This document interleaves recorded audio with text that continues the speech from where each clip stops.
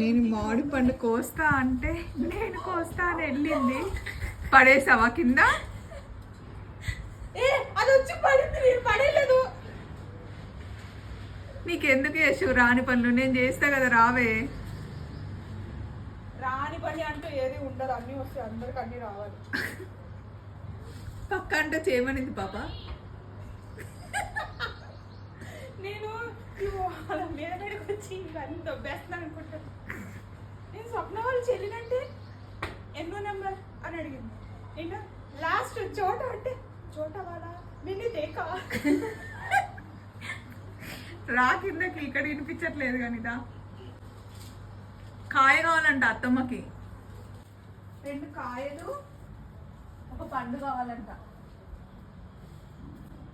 వెళ్ళి అక్కడ నుండి విసిరేకు, బుట్ట ఇస్తా, బుట్టలో పెట్టుకొని రా. చాలే, కాయలు కావాలంటే ఇక్కడ నుండి కోసుకోవచ్చు. నాకేమో ఫుల్ భయం వేస్తుంది ఇది ఎక్కడ పడుతుందో అని. ఎందుకు వచ్చింది పండ్లు పాప? వచ్చే వచ్చాడు, చాలు ఇంకా నడు. వినట్లేదు. మొత్తానికి మామిడి పండు తెచ్చాం.